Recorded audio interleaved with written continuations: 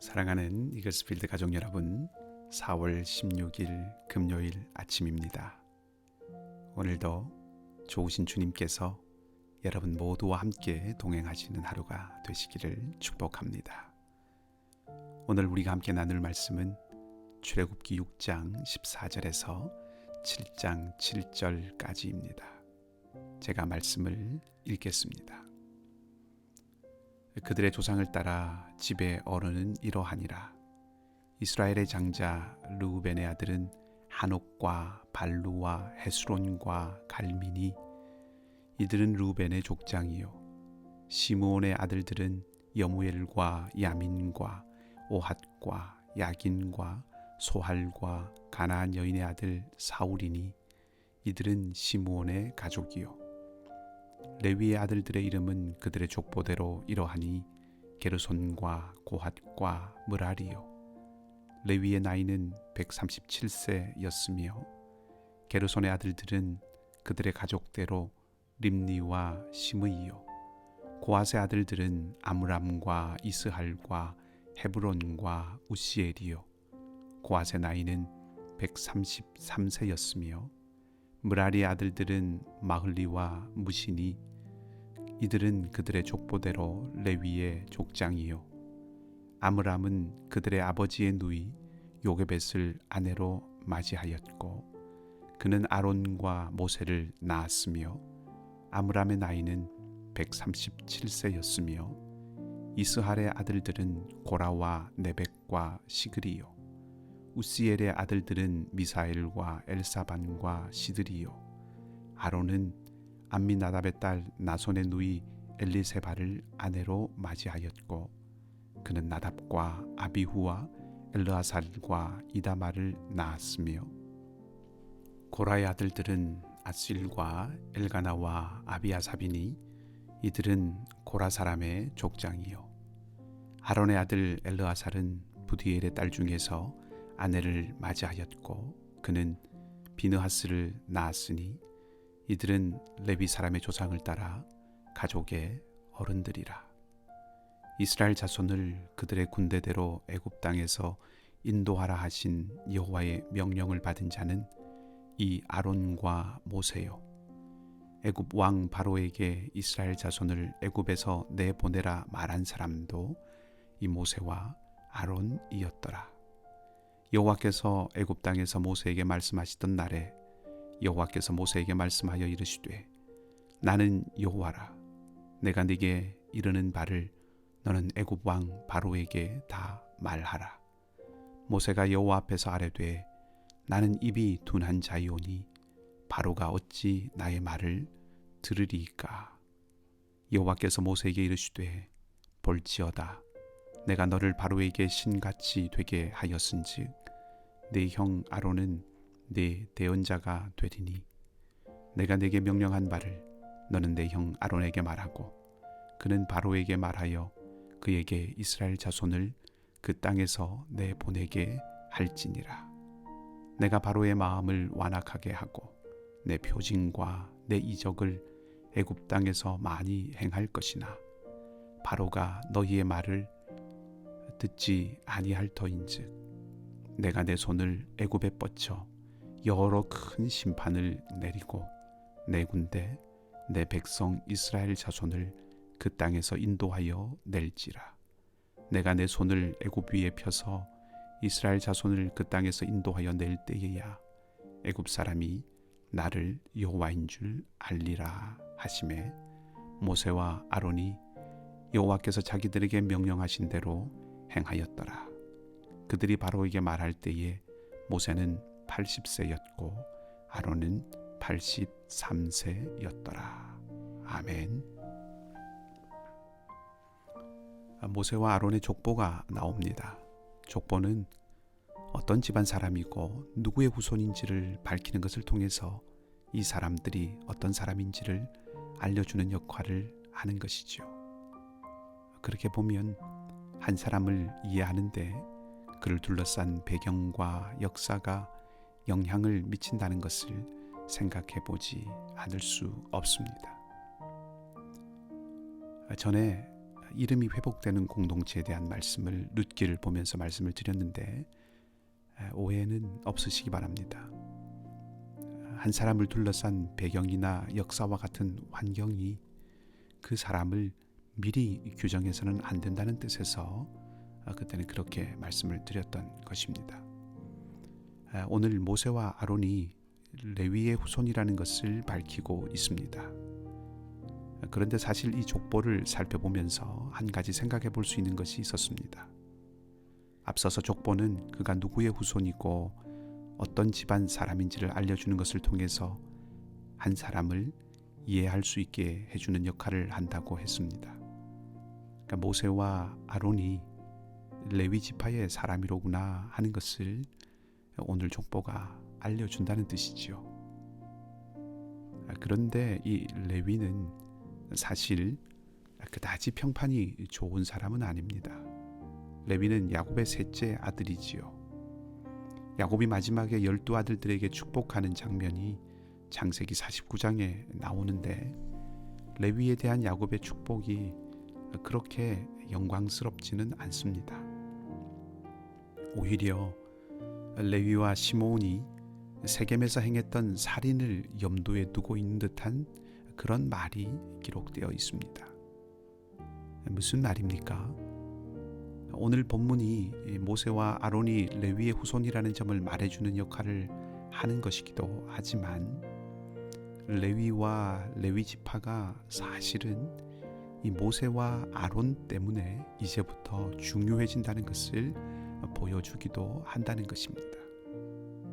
오늘 족보는 이스라엘을 인도해내라는 그 하나님의 명령을 받은 사람이 아론과 모세이고 애굽 왕 바로에게 가서 하나님의 말씀을 전한 사람들도 모세와 아론이라고 말하고 있어서 결국은 레위 혹은 레위 지파를 강조하는 것이 아니라 모세와 아론, 아론과 모세를 강조하고 있습니다.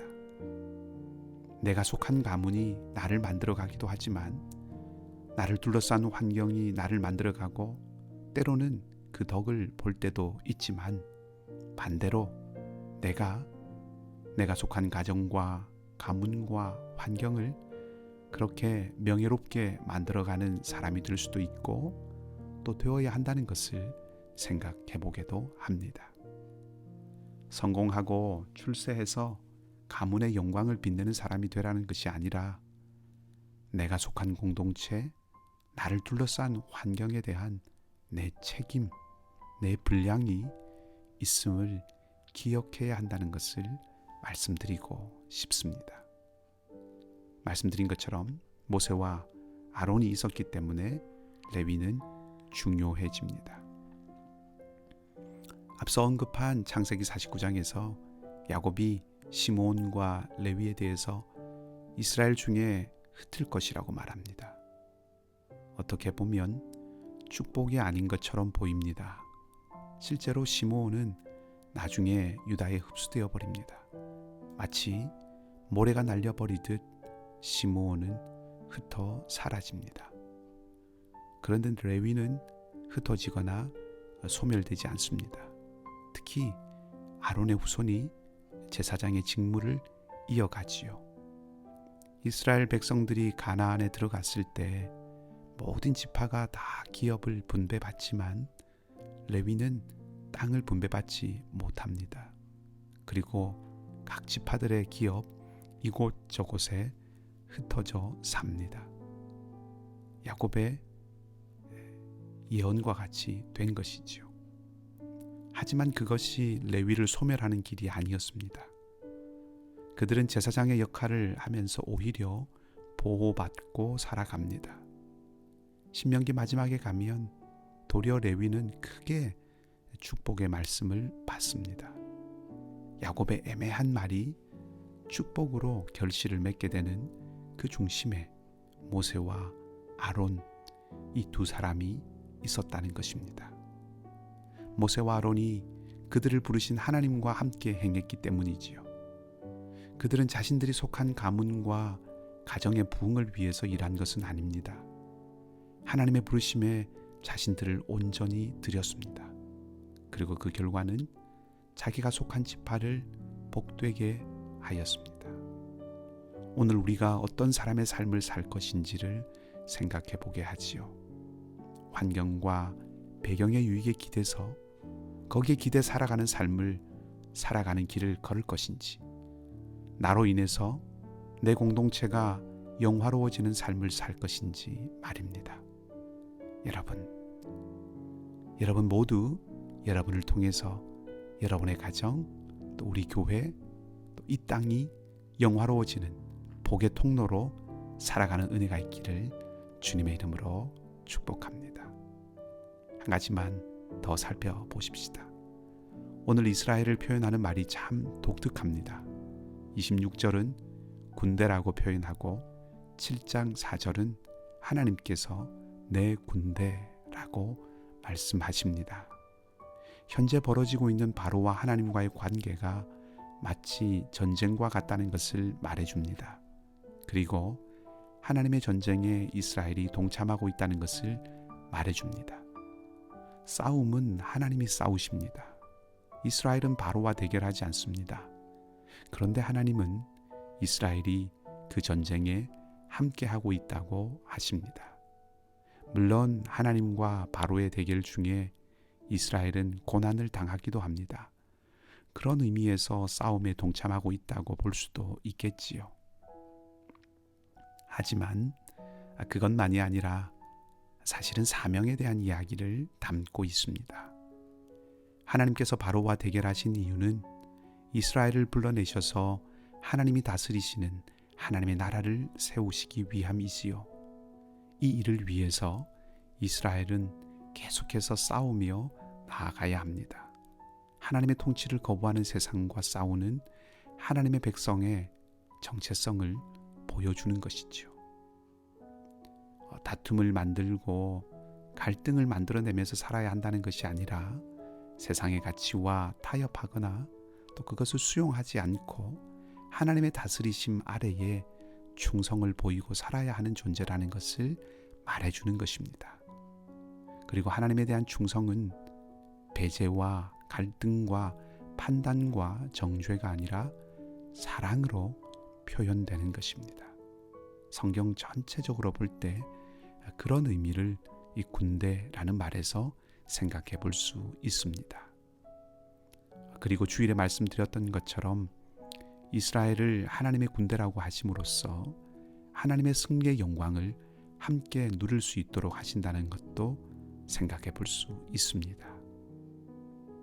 모세와 아론은 하나님의 부르심에 순종하고 하나님의 일을 행함으로 그들이 속한 공동체, 작게는 가정, 그리고 지파, 나아가서 이스라엘을 명예롭게 하였습니다.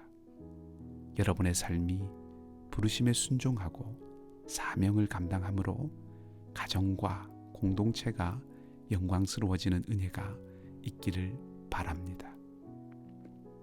또한 하나님은 이스라엘을 당신의 군대라고 부르셨습니다.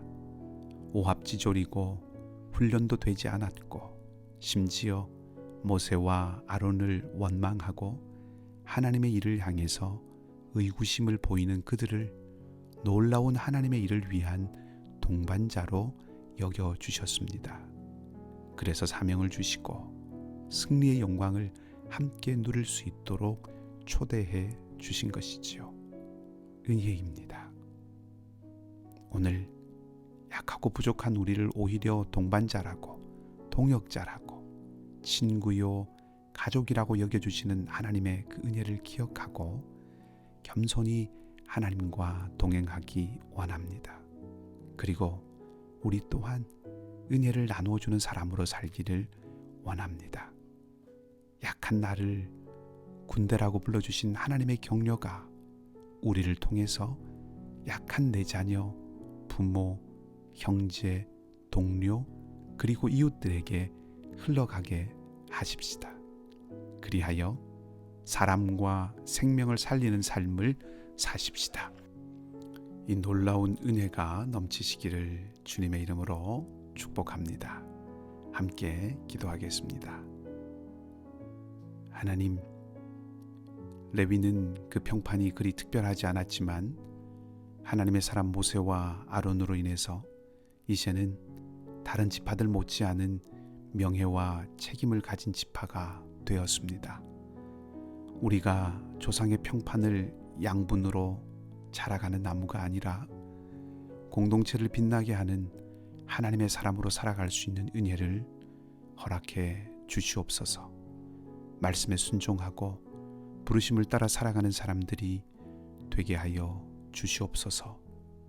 약하고 눌린 히브리인들을 군대라고 불러주시고 하나님의 승리의 영광을 나눌 자들이라고 말씀해 주신 하나님의 마음을 따라 우리도 이웃과 연약한 이들을 격려하고 살려내고 일으키는 삶이 되게 하여 주시옵소서. 하나님, 이스라엘을 군대라고 하신 하나님의 음성이 또한 우리 마음에도 들리기를 원합니다. 연약하고 지치고 상한 우리 심령에도 우리를 강한 용사라고 부르시는 하나님의 격려가 있기를 원합니다. 주님, 특별히 상하고 지친 모든 교우들과 회복을 위한 긴 여정을 걷고 있는 형제와 자매들을 찾아가셔서 그들에게 말씀해 주시고 붙들어 주시고 새 힘을 더하여 주시옵소서. 상록회 여러 어르신들과 어린 자녀들을 지켜주시고 선교사님들의 사역을 인도해 주시며 오늘 하루도 우리와 함께 동행하여 주시옵소서. 감사를 드리며 우리 주님 예수 그리스도 이름으로 기도하옵나이다. 아멘. 말씀을 생각하시고 각자 기도하시고 오늘도 믿음으로 승리하시기 바랍니다.